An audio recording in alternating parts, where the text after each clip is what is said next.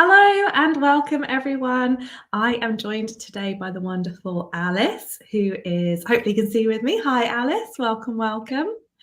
Hi there. Yes, and we're going to be sharing a bit of Alice's journey today because Alice is a very inspirational person. She has her own jewelry shop and she, in the last couple of years, left her job to launch her jewelry business and open her shop. And she's also completed the diploma in Silver Jewellery. So is one of our graduates who we are very proud of and love hearing her updates and how she's getting on. So anyone kind of thinking about signing up for one of the courses, this might be a good opportunity to hear from someone who's done it, what it's like, but also we'll just hear a bit more of Alice Catherine Jewellery, Alice's journey. So grab a cup of tea, come sit with us for a bit, stop scrolling, and enjoy the journey. So Alice, do you want to just introduce yourself a bit and tell us, maybe we'll start with now, where you are now, what your business looks like, what your life looks like, and then we can kind of go back and walk through the journey. Yeah, no problem. So my name is Alice and I have a little jewellery. I kind of advertise it as a studio because I make the jewellery in there as well, but there's a little shop area on the Isle of Lewis in Scotland, so quite remote. I'm in Stornoway, so that's the biggest town on the island, but it's still quite small. And I also sell online and sell mostly from my Instagram is where people find me. But yeah, that's me now. I've been making jewellery since January 2021, so not a whole heap of time, but yeah, a little while now. So yeah, that's me. Awesome. Yeah, and we'll talk more about that in a bit as well.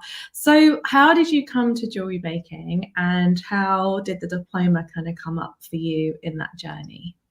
Yeah, so probably January 2021, kind of people can probably work out how I came to jewelry making. It was the second lockdown for the area that I was in at the time, which was in the Highlands of Scotland. And I had tried a few different hobbies.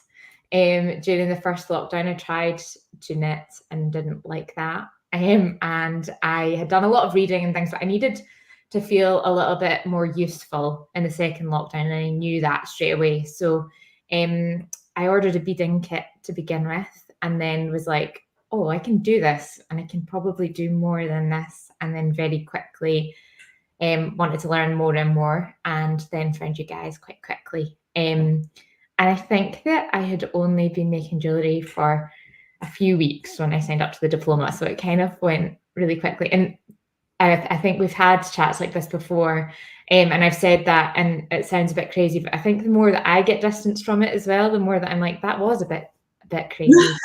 A good crazy. I'm so glad that I did that, but it was quite a leap at the time to go in. But I'm really pleased that I did. Yeah, you just saw it and you were like, I want to make jewelry. There's a course. I'm going to do it. And I love sharing that because, I'm quite like that as well. Like my journey was like that too. It was just like, I was all in. I was like, right, I'm going to make jewelry. I'm just going to go for it. Yeah. But not everyone's journey is like that. Some people a lot more slow burn and gradual. But I think anyone listening, if you're thinking, but I really don't have enough experience, or, I don't really know how to make stuff, like, that's the whole point of the program, is that we teach you and we kind of guide and encourage you. But I think what you had, Alice, and what a lot of our students hopefully have is just this passion and this just want, like this willingness and want to learn. And I think that that's all you really need, and kind of also the courage, I suppose, to just go for it. And it's quite an investment. The diploma programs are just under £3,000 each, and then you've got your tools and materials on top. So do you want to talk us through a bit about your decision making around that? Because was it scary? Did you have it all up front, or like how did you afford it, I suppose, and especially with lockdowns and job insecurity and all that kind of stuff going on at the time?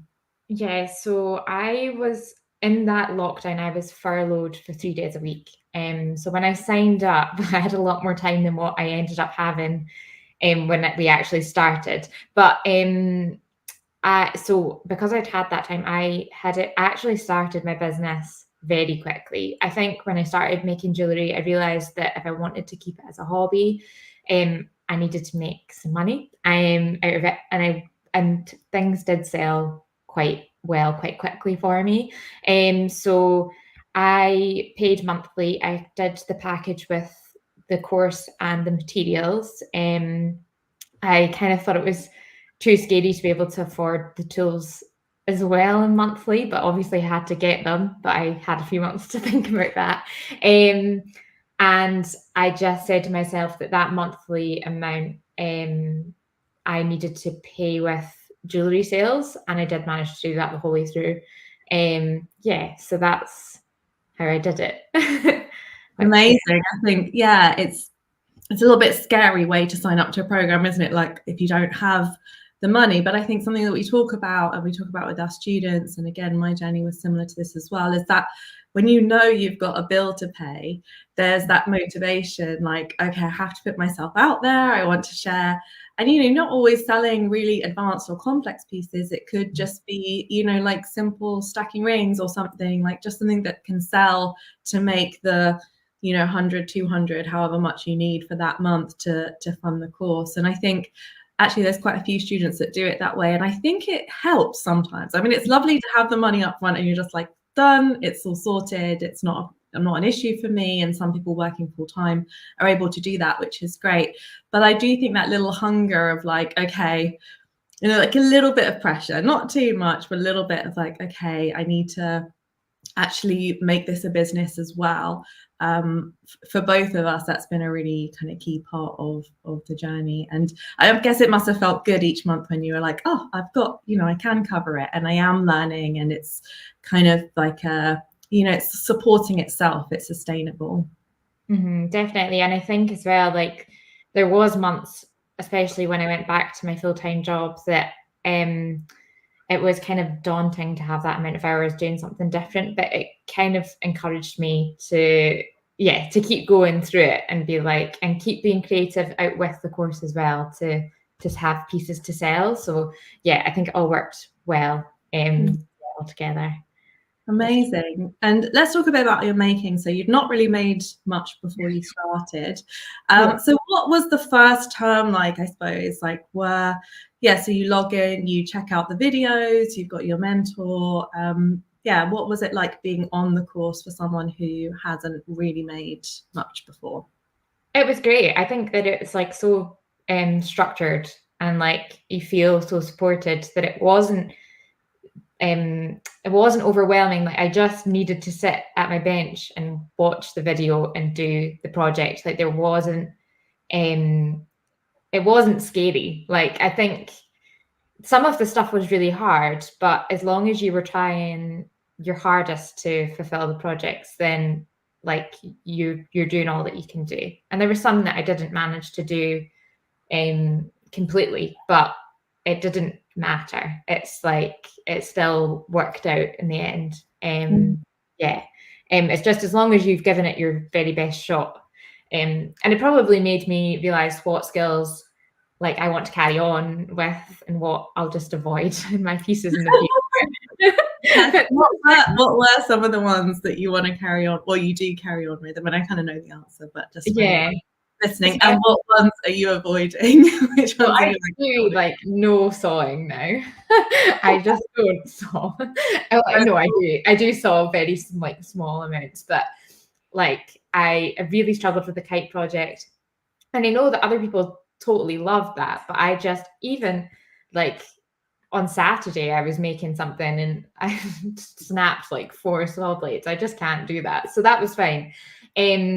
I now in my work I do like a lot of granulation and claw settings, and there's loads that I took away that I just love to do.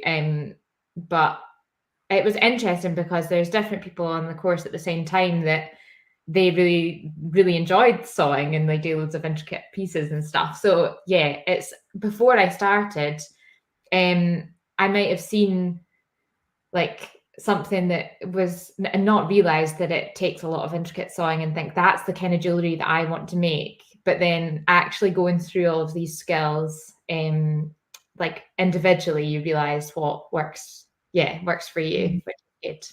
Yeah, absolutely. There's a difference between what we enjoy looking at and what we enjoy making. Like some people love, it's amazing how many jewelers, like really advanced jewelers, don't like soaring, just because it's like that motion, I suppose, and that kind of relaxed state, and kind of it's a certain precision to it as well. And then I feel like by the end of the course, everyone loves soldering, because it's like we overcome any sort of challenges around soldering. So lots of soldering in the program.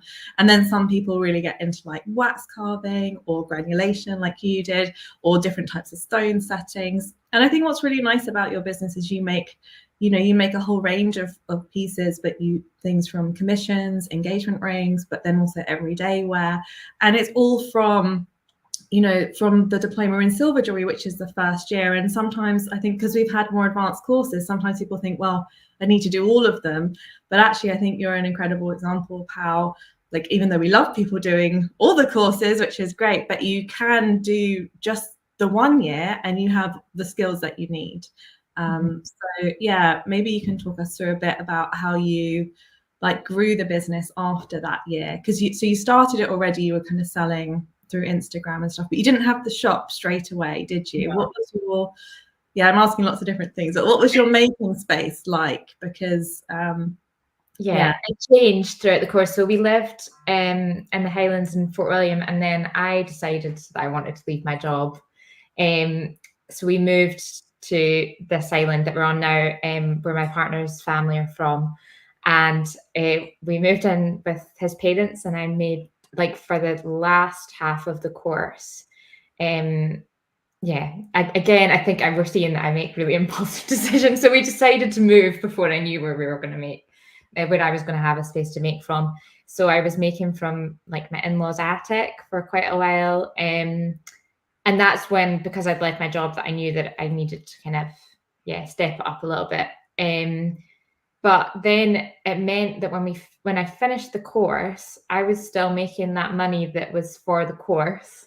And then I heard about the shop space coming up, and obviously it was more money than the course was, but it wasn't like a whole load more money. And I just kind of like reassigned that money to that, so that it didn't feel like a huge jump. It was still quite scary, but it was not too crazy. But I did half of the course from an attic with no lighting or anything, but it was great. Made it work. And I think that's another thing that people often ask about is, do they need like a studio or separate space? And we've seen lots of examples of people. The great thing about jewelry is, of course, you can fill a room and a studio full of tools and things, but you can also do it in a very small space, especially when you're getting started and when you're like creative with how you use your space. So I think you did very well to kind of fit that all in. And tell us a bit about your mentor. So on the diploma program, you're assigned an individual mentor, and you're also in groups and support groups. Maybe you can talk a bit about your experience of the support around the course and what was helpful to you. So I was like a bit of a lurker in the Facebook group. I didn't really like actually ask questions.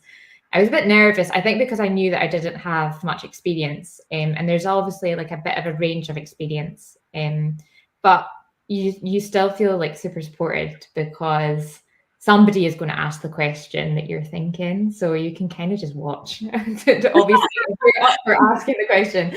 But and then my mentor was Nadia, and we did, so like at the end of each term, she would have my pieces and talk me through what I needed to work on. It's like doing anything, you kind of know yourself what you need to work on. But then actually being able to ask somebody with more experience, like specific questions, was really helpful. Because sometimes it does feel like there was things that I was struggling with, and they weren't the same as what other people were struggling with. But everybody's taking away different things from the course. So it was good to have that one-on-one time. And the fact that she actually like physically had my work there, you're not trying to like show up to a camera or anything. The pieces that you've done was really good. Yeah, absolutely, to kind of have the feedback. And what do you think was most helpful to you in the course? Was it like the accountability or the different projects, or different people find different things helpful? What was most helpful to you, do you think? I think the amount of different people like teaching on the different projects was great, because when I started, I was quite nervous that like if somebody taught you something one way, that's the way it needs to be. Whereas like with the different tutors teaching you different things, they do things very slightly differently, and there would be something that one person would do that I would think would be like was great. I don't know if this makes sense. And then it does. Yeah, things that like, okay, so one week like somebody's teaching soldering, and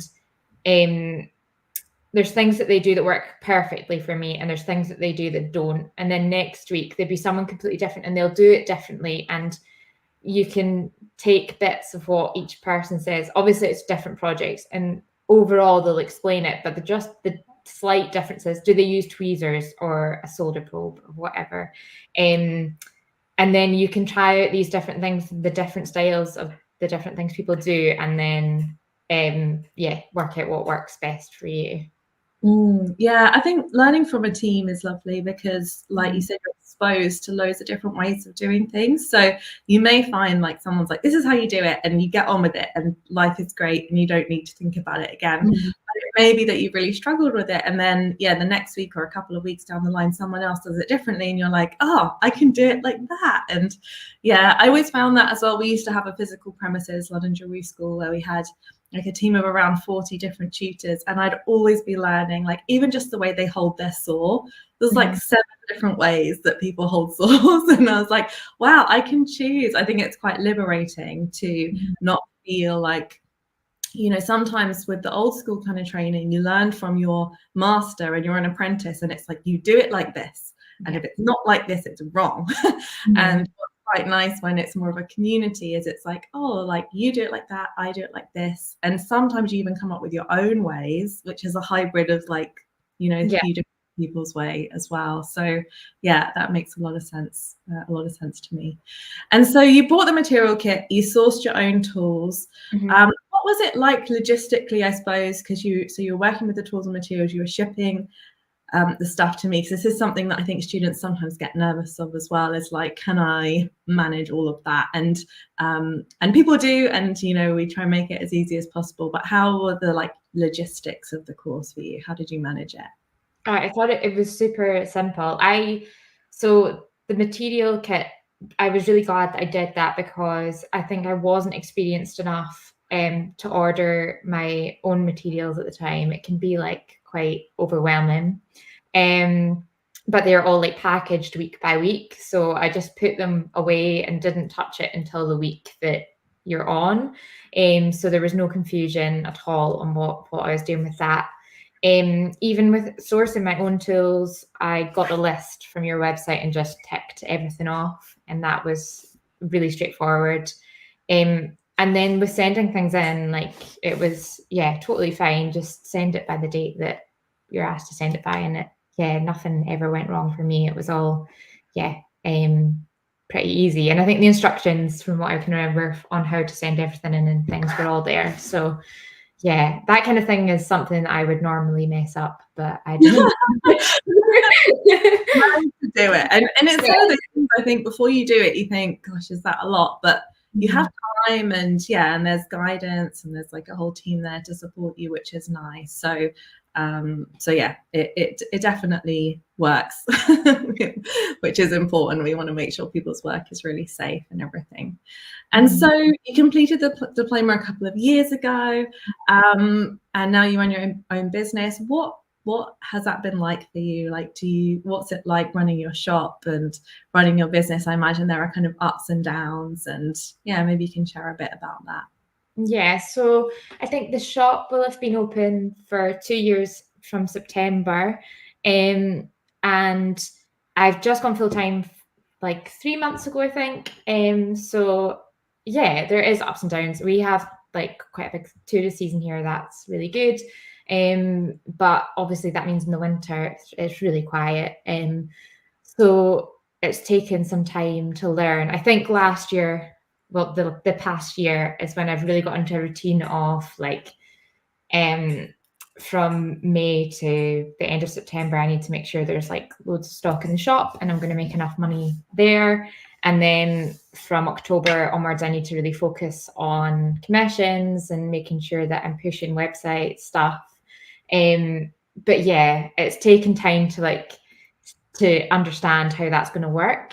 And it will change again. I'm sure there'll be loads of things that'll happen that'll change how things go. But I'm glad that I've stuck with, even though I've got the shop, I still do like commissions and selling online, and yeah, I take some repairs locally and things. So there's like different ways. If one day the shop is really, really quiet, I'll think like, okay, I need to push for online sales, or pivot and think of different ways. Yeah, you have a few different revenue streams and you're active on social media, and I think it can be hard sometimes when you're running a business and there's a physical premises, because there can feel pressure every day to make money, and some days you just don't. Like some days it's really quiet, and then other days everyone comes. Yeah. It's like, oh, okay. It's same with fairs and events and things like that. So yeah, I guess like over time keeping that calm, isn't it, of like it will be okay and just like keep going, which I think you're very good at. And it's been exciting to kind of watch your journey unfold. I'm sure a lot of fellow students have been, looking from the sidelines and being like, go Alice, that's awesome. Yeah, absolutely. And so what does the future hold for you? Just try and keep going. I think that going full time felt like a massive step. So if I can I kind of treated it in my head as like a year, and then see how I get on from there. I love doing engagement rings and things. I think that's it's really exciting. So I'd love to do more of that over the winter this year. I'm starting to stock my jewellery in a few other places on the mainland, and that's good. So yeah, we'll just keep going. I don't have like a firm, this is the plan. It's just, if I can just keep growing like small amounts over time, then that'll be great. Yeah, we'll see. Brilliant. No, it's awesome. And what advice would you give to someone who's perhaps listening and has heard your story and thinks, oh, I'd love to have my own jewelry business, or to take my business to the next level? What has helped you?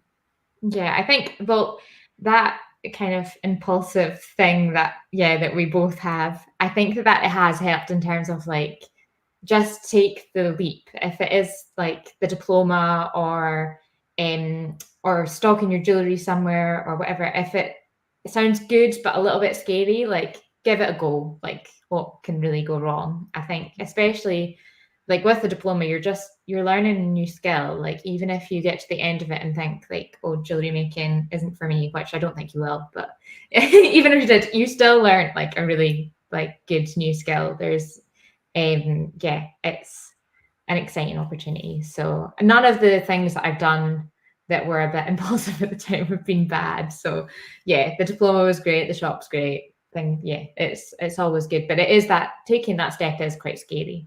So feel the fear and do it anyway, I think. And I think don't you, when something's right for you, like those moments when it's like there's something calling and you're like, I really want to do this, but there's like 8 different things that could go wrong, but I still really want to do it. And like you said, whatever that next thing is, it's having the courage to be like, well, let's just do it. And I'll say from my journey, a few of them have gone wrong, but at least if you do like 10 and 5 of them go wrong, 5 of them go right, you're still in a much better place than kind of that procrastination or that fear, I suppose, or like staying stuck. And anyone listening who's thinking about joining the Silver Diploma like you did, or any of them, I suppose, but I guess that's your kind of experience, what would you say to them?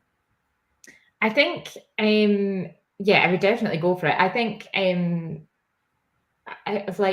can't believe that all the skills that I'm like still using every day just now are from the diploma. Like all of I couldn't make jewellery to the standard that I can now when I finished the diploma, but they're all still things that I did the first time during the diploma, and now I've done them again and again and again.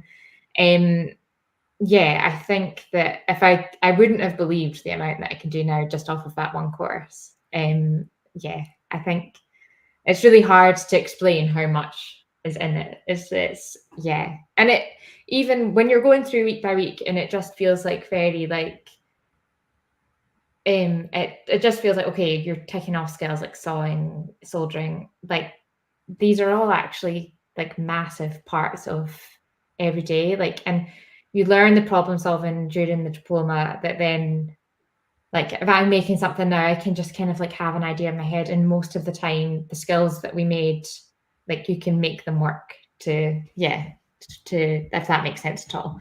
Like there's obviously things that are then just on the finer advanced diploma that are a little bit more like advanced, but in the silver diploma, there is so much content that you can use for so many things. Yeah, absolutely.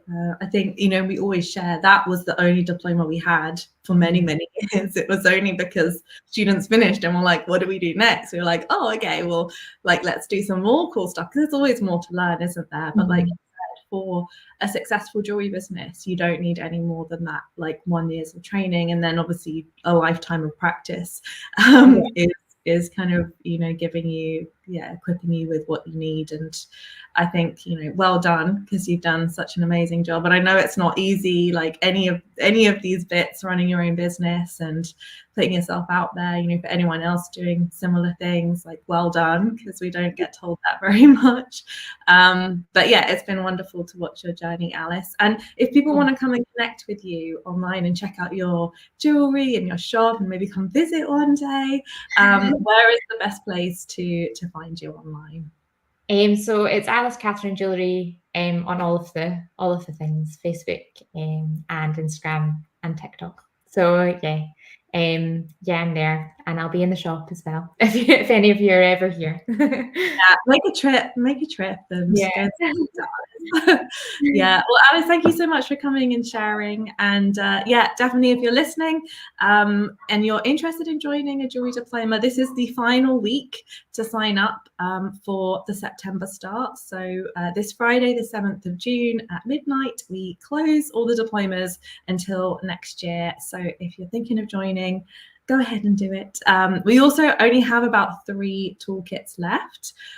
So if you want a toolkit, I would say do that as soon as possible. But of course, you can join the course and buy your own tools, and we've got a list and things like that. If you have any questions, feel free to get in touch. And Alice, thanks again for coming on, and best of luck with the shop this year. And yeah, can't wait to see what happens next for you. All right, take care, everyone. Thanks, Alice. Bye. Bye.